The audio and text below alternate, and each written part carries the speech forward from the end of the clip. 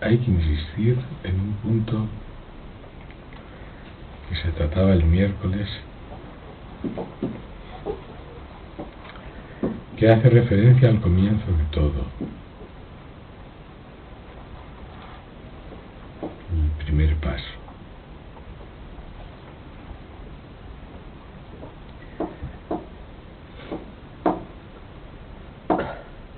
Es lo que se llama el acontecimiento de la conversión.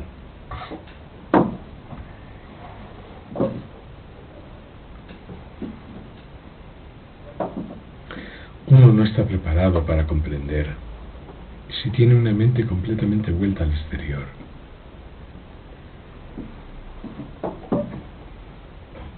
¿Qué es el acontecimiento de la conversión? Es una operación interior, inesperada.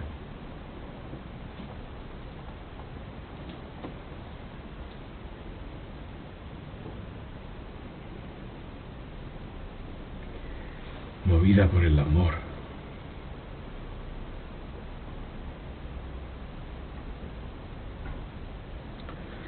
No está afligido.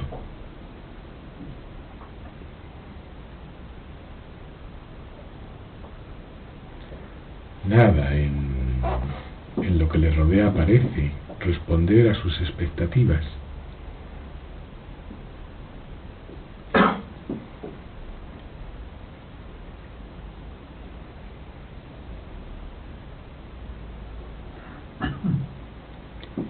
Algo ocurre y uno se descubre a sí mismo llevado por una fuerza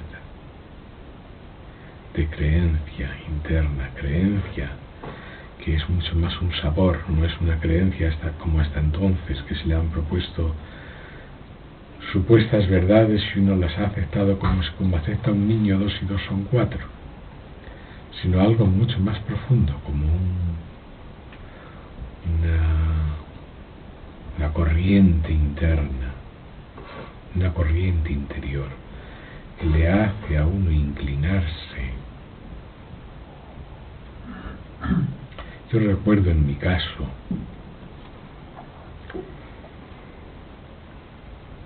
la verdad es que eso no faltó nunca. Os hablo de mí. Había una fe, se puede decir fe, innata. Había sido un niño relativamente religioso.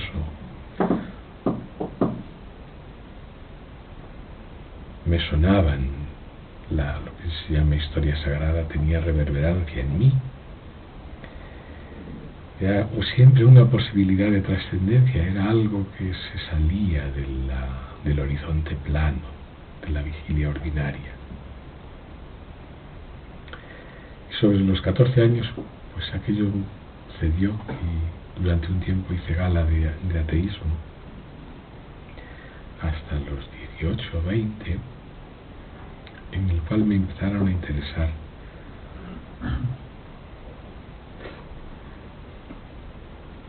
de repente, sin yo hacer nada, pues ya no todo dependía de lo que yo quisiera o dejara de querer, sino que yo inventaba a los dioses, si los dioses quieren. Leía muchos libros sobre religión griega, sobre el cristianismo lo tenía aparcado. Más adelante aquello fue creciendo, convirtiéndose en un vector único, y entonces surgió lo que es el monoteísmo, la idea de un Dios solo. Pero era mucho más la actitud interna, es decir, no era una actitud mental, yo no defendía nada, simplemente en mí algo se inclinaba, algo aceptaba, algo decía no, porque el sufrimiento crecía, había mucho sufrimiento, mucha aflicción.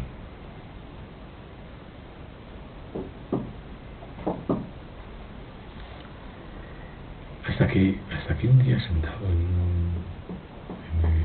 casa, pues ya digo que yo buscaba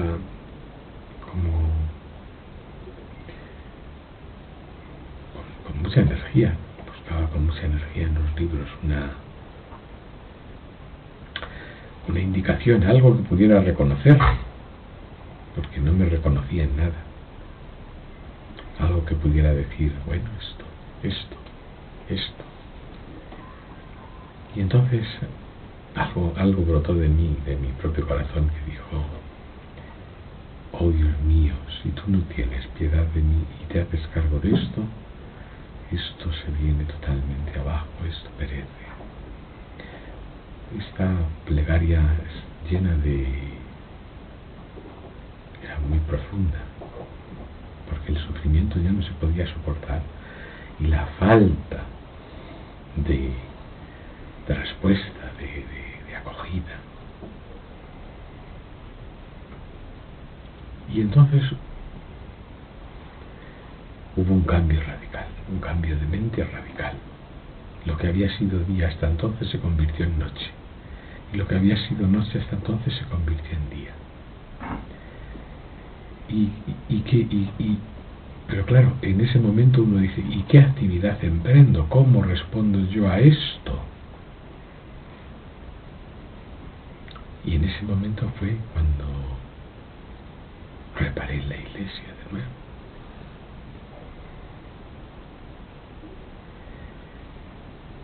Pues estaba enormemente contento. Fue cortado todo lo que había precedido, todo el modo de pensamiento, de actividad, todo lo que había precedido hasta entonces fue radicalmente cortado.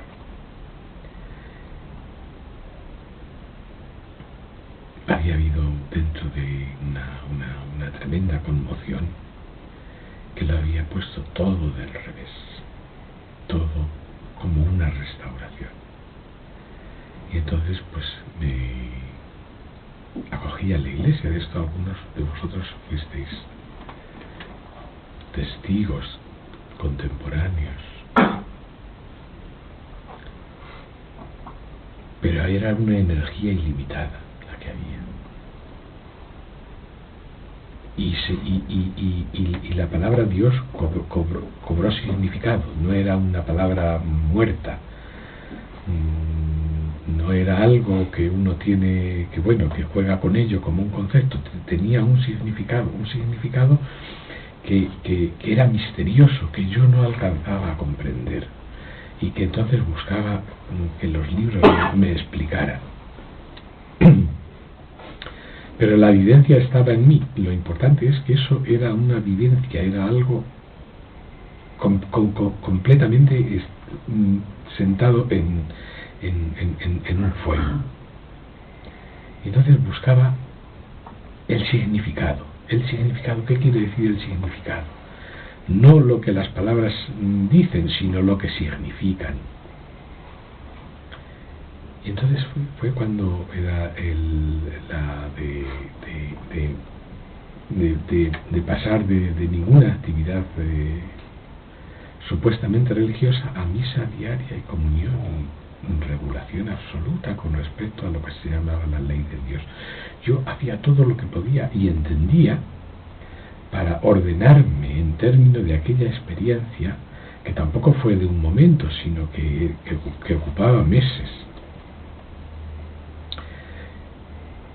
Y entonces fue cuando vino a mi noticia, a través de algunos libros, lo que René Guénon decía, sobre todo el capítulo central del hombre sobre el Vedanta, que era el estado incondicionado de Atma.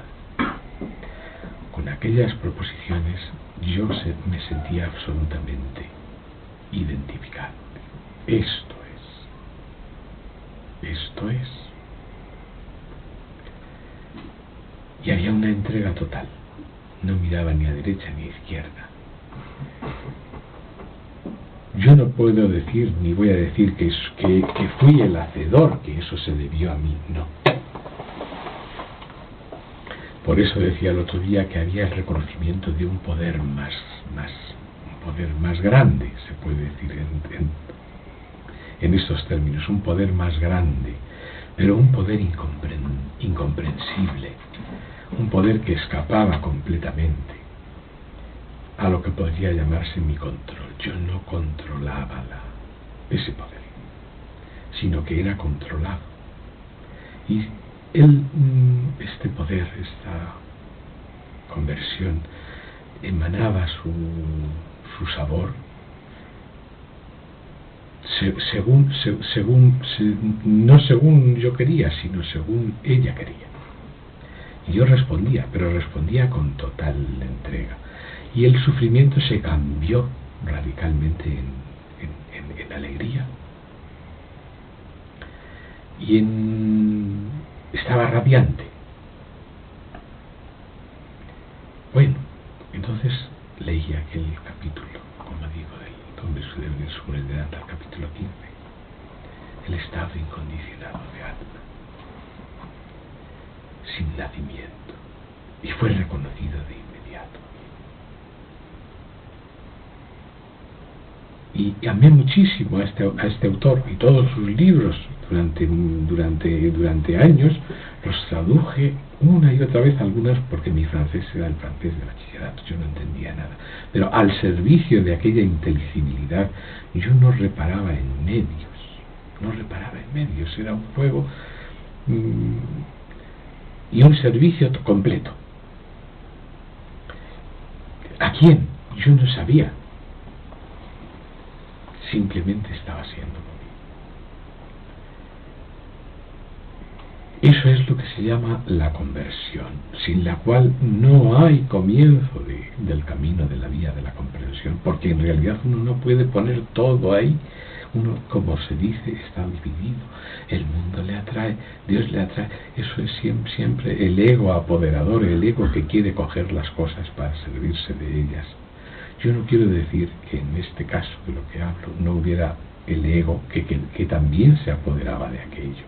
A medida que aquello se iba abriendo y floreciendo, el ego iba diciendo, esto lo hago yo, pero no había hecho nada. ¿Qué pasaba entonces?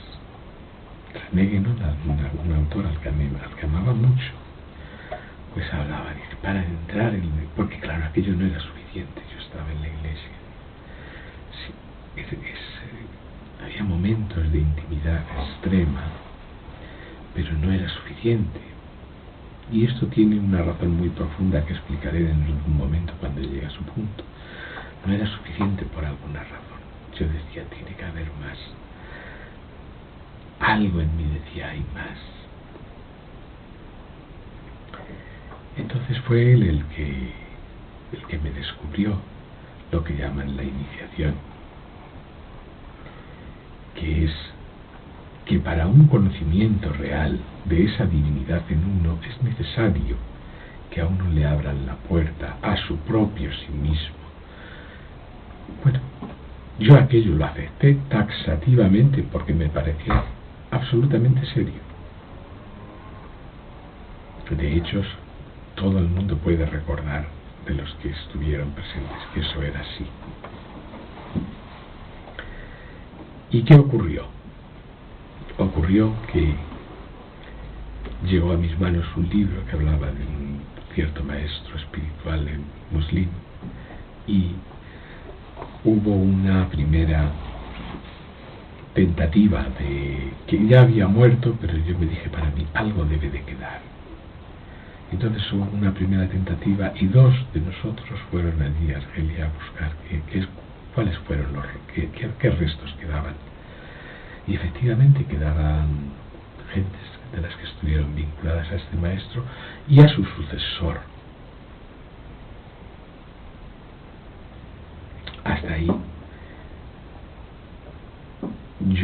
Hasta ahí está claro, es decir, el proceso. Pero lo que mis palabras tratan de decir no está en las palabras, era la actitud interna. La actitud interna era todo. Pero claro, yo no puedo acusar a nadie de no tener esa actitud, porque la conversión es una gracia, es la gracia.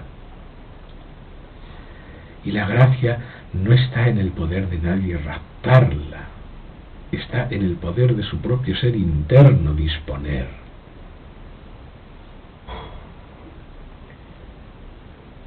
¿Qué ocurría? Entonces, en un segundo viaje, ya fui yo mismo allí a Argelia a buscar. Y encontramos a una cierta persona que nos recibió amablemente en su casa. Nos estuvo dando de comer más de una semana que estuvimos allí, y con toda la hospitalidad de la que les caracteriza.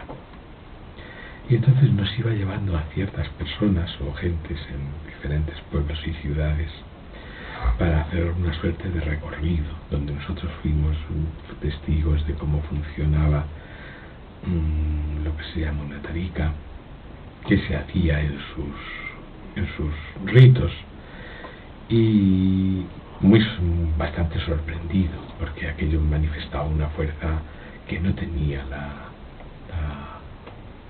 la religión católica en su estado actual.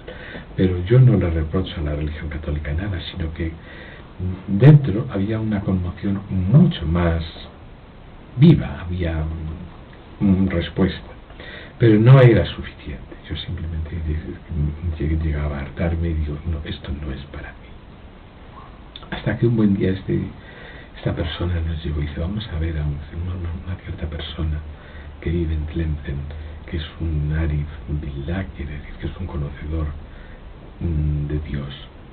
Entonces, bueno, pues éramos cuatro o cinco, y hacíamos el recorrido habitual de cada día, y fuimos a la ciudad de Tlemcen. Y entonces fue cuando yo entré en la Cámara de Comercio de Tlemcen, y donde estaba Siad Rahman sentado en la mesa. Y entonces él se levantó y enrojeció, y yo enrojecí también, y hubo un instante en el cual yo sentí todo el reconocimiento, todo completo. Esto es una cosa muy importante por lo que decía antes. Este es el punto esencial. El punto esencial de la cuestión. Porque normalmente el voluntarismo de todo buscador, y ese era mi caso, como están sometidos a la condición temporal, pues creen que todo acontecimiento es un jalón más en el camino hacia algo. O sea, esa era mi concepción, un jalón más en el camino hacia algo. Y decía de Rahman, bueno, un jalón más en el camino hacia Dios, un jalón más en el camino hacia esta comprensión que yo quiero. Él es, bueno, yo en ese momento me di cuenta, digo, aquí me quedo, aquí me quedo, es la expresión. Ese instante era todo, pero yo no podía verlo. Aquello me rebasaba infinitamente. No podía ver exactamente quién tenía delante, era imposible, porque yo solo me veía a mí. Esto es muy difícil de expresar, porque con la capacidad ordinaria uno no se da cuenta. Es más, yo me digo a mí mismo, ni siquiera yo me di cuenta. Me doy cuenta ahora, una vez que he revisado minuciosamente ese instante, me doy cuenta ahora. Digo, en aquel instante preciso, Dios mismo vino a ver.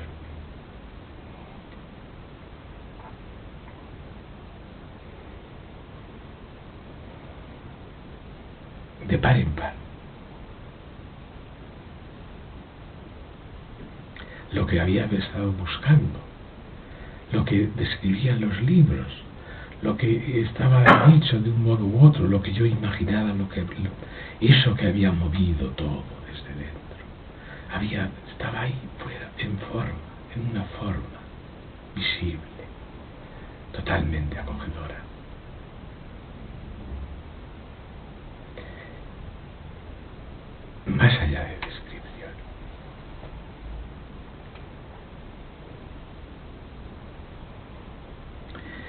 Por eso decía el otro día, y ese es el segundo paso, el segundo paso. En ocasión de un cierto viaje que hice con él me decía, primero hay el viaje a Dios, y después viene el viaje en Dios. Una vez llegado a Dios, viene el viaje sin viaje en Dios. Entonces, yo lo que quiero ir a parar es el poder de ese instante, el poder de ese instante. Todo lo que René Guénon había hablado de iniciaciones, de estados, de todo se reducía a ese encuentro de aquella mirada. Un instante. Y aquello no tenía por qué tener más continuidad, era el final.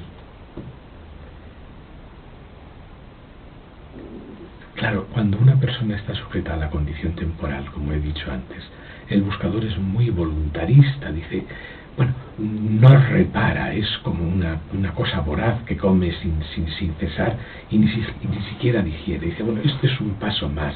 He conocido a una cierta persona que me ha robado el corazón y con la cual voy a emprender un camino. Y el camino y el final del camino era él. Y estaba allí, en un instante. Es algo extraordinariamente, al decir extraordinariamente, que no quiero decir fuera del ordinario, sino sutil, fino, algo muy fino, que uno solo puede comprender cuando la condición temporal ha sido abandonada. El hecho fundamental fue el encuentro. Él vino, no se iba a derramar una persona humana. No había nada de tal. Era él mismo.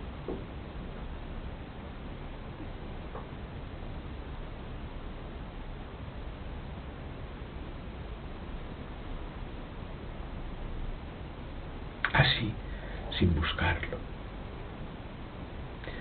Mejor dicho, de una manera inesperada, dentro de una búsqueda, dentro de un planteamiento de búsqueda, pero sin saber, porque yo no sabía a quién iba a ver, ni quién me iba a ver. Sin saber.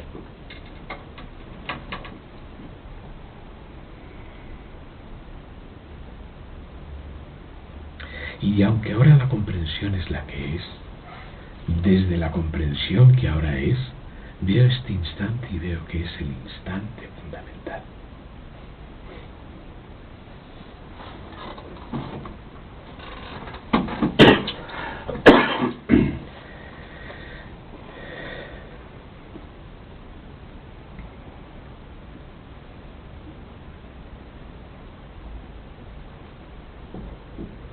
Fundamental.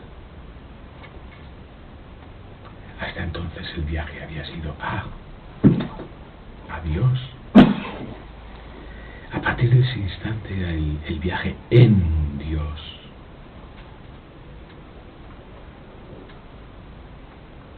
Un viaje sin viaje, completamente estático.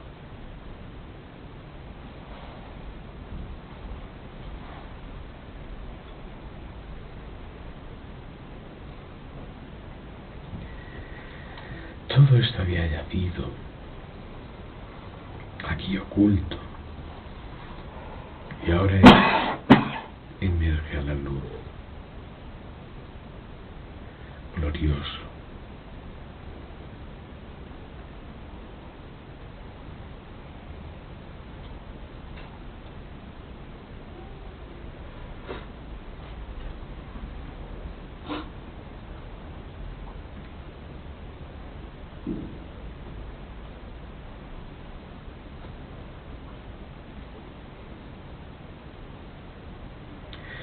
Y volvemos al punto de comienzo. Si no hay ese cambio de mente, si no hay ese cambio de mente,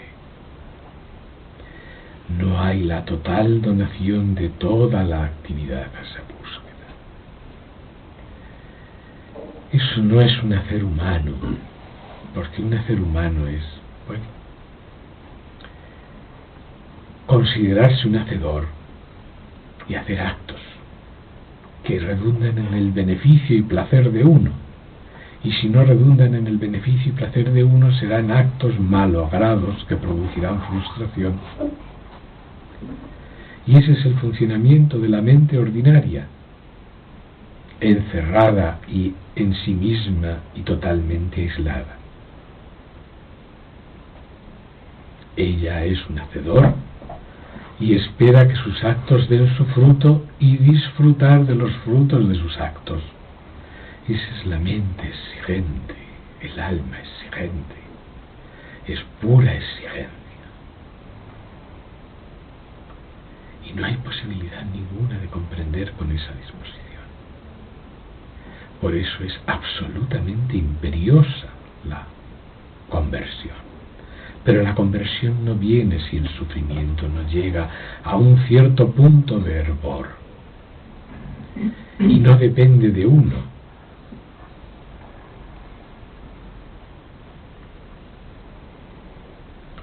La comprensión convierte todas las energías están al servicio de la intelección. Uno quiere comprender y quiere y ama. La palabra Dios no significa ese concepto que castiga y que premia. Uno dice, mira, yo no quiero nada de tu creación. Tengo la intuición de que en esencia eres tan bueno que lo que quiero eres tú. Y vamos a dejarnos de historias.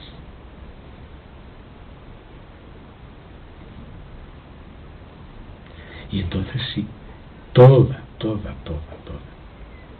la actividad que no tiene hacedor está enfocada ahí. Por eso dicen los maestros de la vida espiritual, Sri Ramana Maharshi, primero hay esa conversión y uno busca a Dios hasta que Él, apiadado del buscador, porque el buscador es humilde. Una de las cosas que quedan destruidas con la comprensión es la exigencia. El buscador es humilde, es un mendigo, está mendigando una gracia. No está exigiendo, está mendigando. Y entonces cuando esa petición de gracia es lo que debe ser,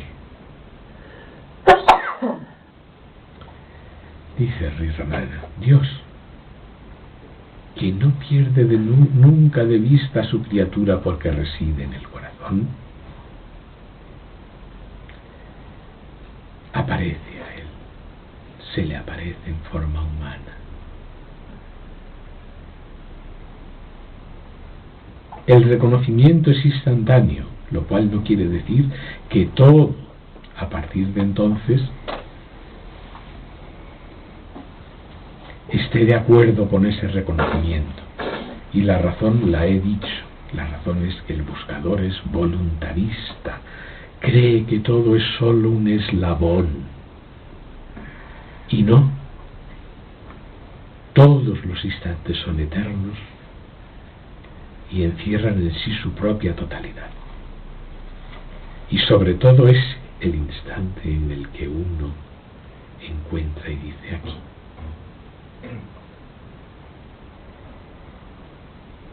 Entonces no es un jalón, no es un paso más.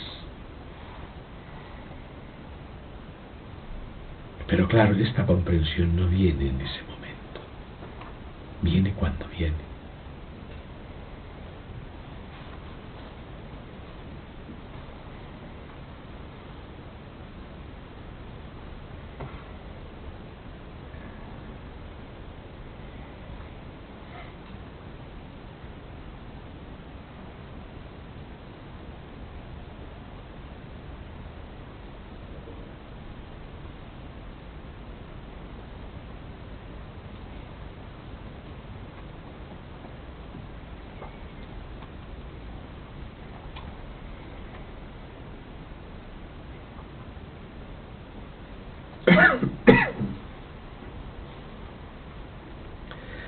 Por eso todos los maestros y comprensores de la vía han dicho siempre que el encuentro del maestro es fundamental, que sin él no hay posibilidad. Diciendo esto lo dicen en un lenguaje ordinario que todo el mundo entiende, pero no dicen lo que el maestro significa. Bueno, el Rey Ramana sí, dice el maestro es Dios. Pero claro, esto oído desde el lenguaje, desde la comprensión de una mente ordinaria, pues es una cosa que parece increíble, porque esto es un sabor, se sabe desde dentro.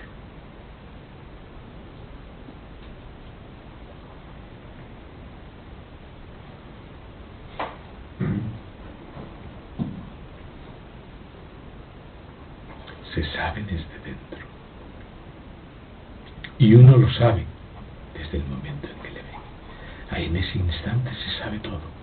Después se olvida. O se sustituye por, a partir de ahora, ¿qué hacemos? La pregunta de siempre. ¿Y con esto qué hago? La pregunta de siempre.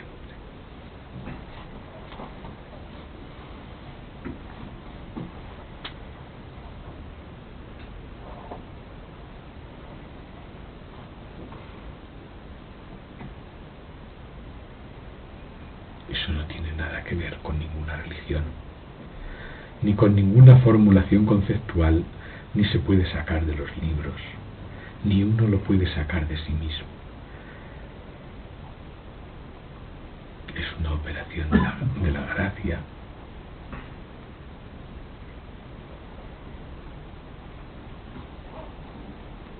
Buscada y suplicada.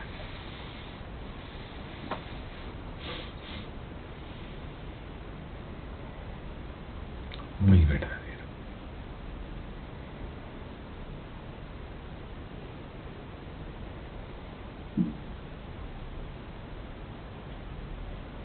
Eso decía Sea de Ramán mismo.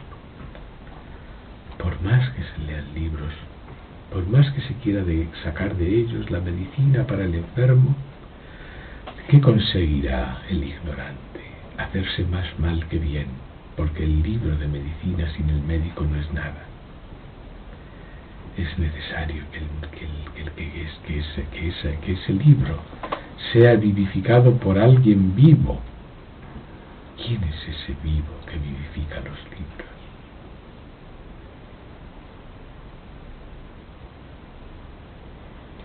Está dentro y está afuera.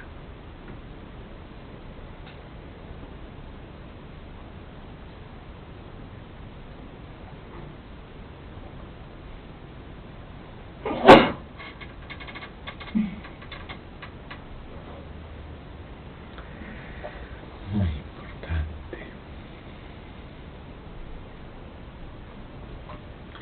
Es realmente importante.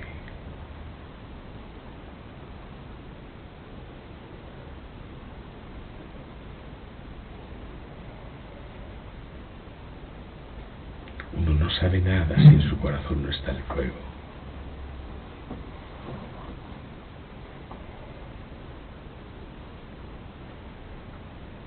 Aunque sea la enciclopedia del Espasa.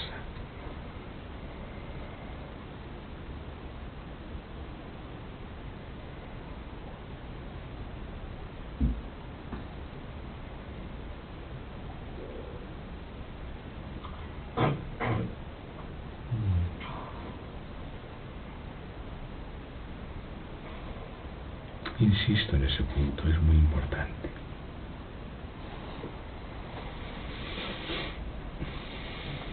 Hay momentos, instantes que están fuera del tiempo, que contienen en sí todo. Y uno de ellos es el encuentro del Maestro. Contiene en sí toda la enseñanza que el Maestro puede impartir. Contiene en sí la donación completa de la gracia, la puerta de par en par.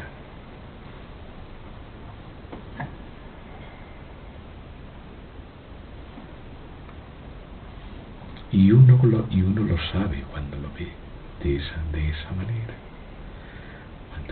cuando esa ese encuentro se produce, ese conocimiento uno lo sabe por sí mismo, lo sabe. No hace falta que nadie se lo diga, quien lo sabe desde dentro de sí, es innato, va con él. Esto.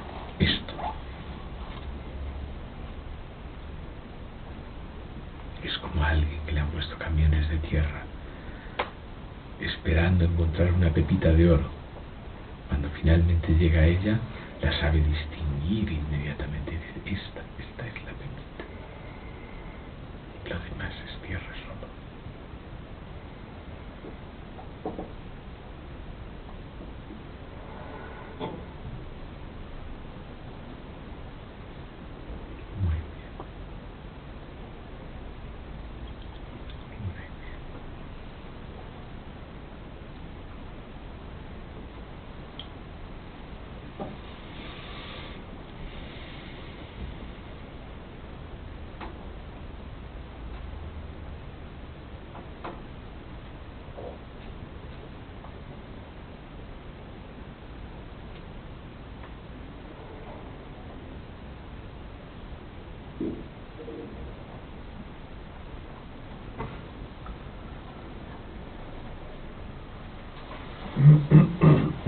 Eso es lo que quiero decir.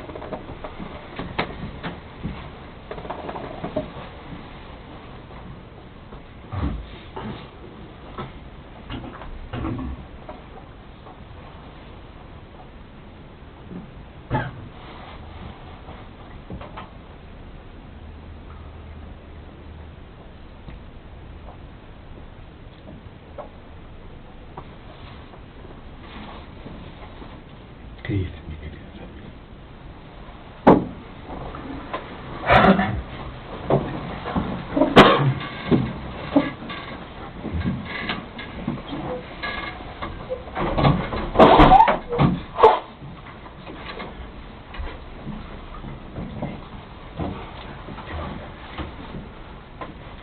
¿Qué vamos a decir?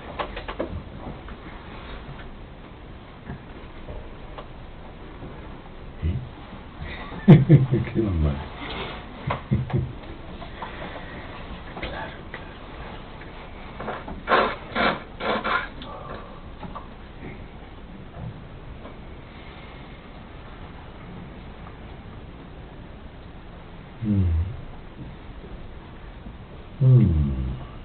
¿Qué dice mi hermano? Angelito. Hola. No dices nada, hijo. ¿Qué te dice tu corazón? ¿Eh? No dices nada. No te dice tu corazón nada. No te escucha, no. Nada, hijo. Qué bueno que estoy como las he puesto. ¿Eh? Que estoy como las he puesto. Que así. Esto sí que lo sabe, yo sí que lo sé. Siempre lo sabe.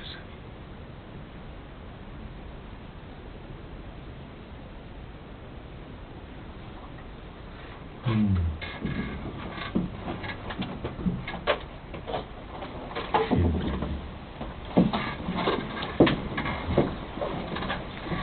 Claro, cuando Jesús Ramón Maharshi dice, lo dice él también, dice primero la persona se siente insatisfecha con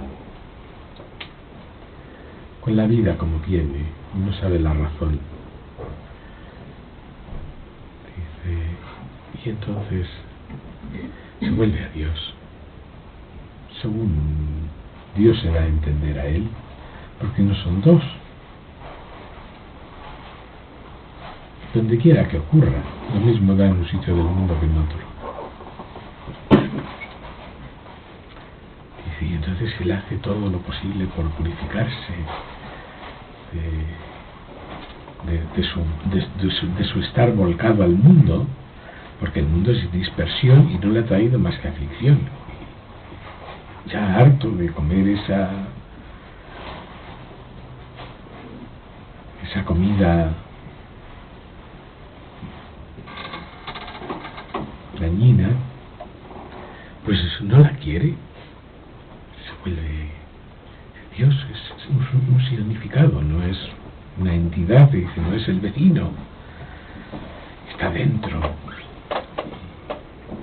Yo no quiero saber más de mí, de lo que llamaba mi vida, no quiero saber más, te la entrego a ti, completamente. Y entonces, como dice, Dios, que está dentro de su corazón, que está al tanto de todo, se manifiesta de una manera externa. Dice, eso es el maestro. Pero claro, todo esto no pasa de un día para otro, puede pasar meses, años, o no, o puede ser ya.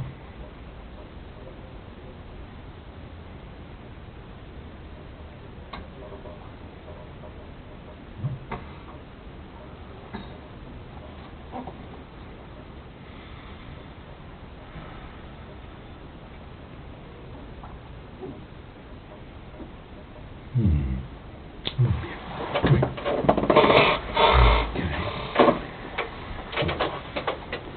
Trae el pastelito. Julio, que tiene ganas de hablar, que te he oído carraspear. Pero bueno, ¿cómo carraspeáis si no decís nada? Parece que sí, pero que no.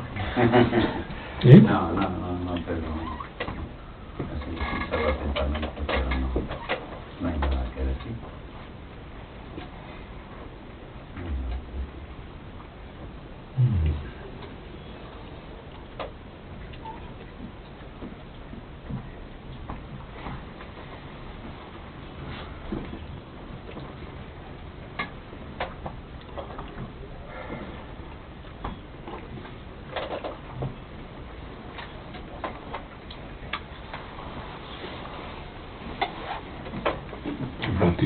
Francisco seguro que tiene algo.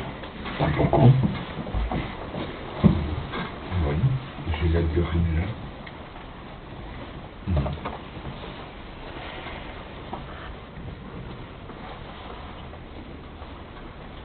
Benjamín.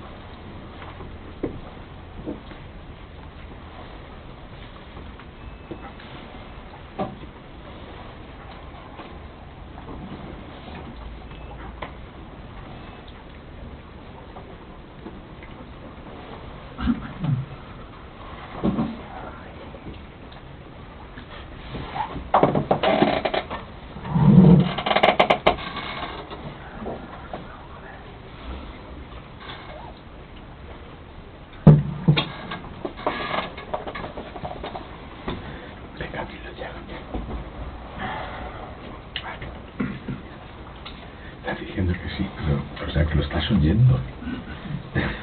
Estás diciendo que sí. Lo que quiera que sea, lo estás oyendo, ¿eh? Y no lo quieres decir, que bandido.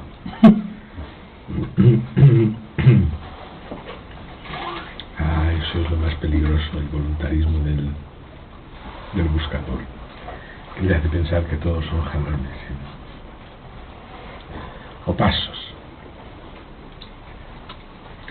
Está sujeto a la condición temporal y dice, esto es un paso más, pero hay que seguir adelante. Hay que crecer. Y eso es, no se puede evitar, pues eso es. Sí, señor. Hay instantes, o todos, porque no están sujetos a la condición temporal.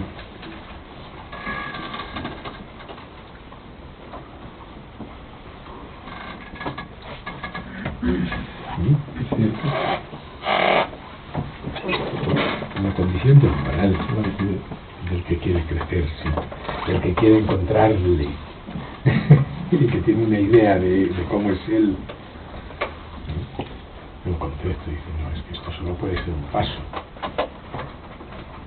Sal de fuera.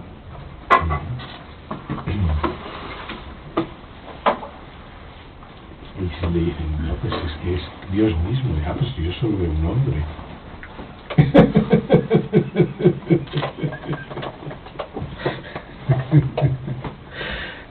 Pues exactamente como se ve uno a sí mismo.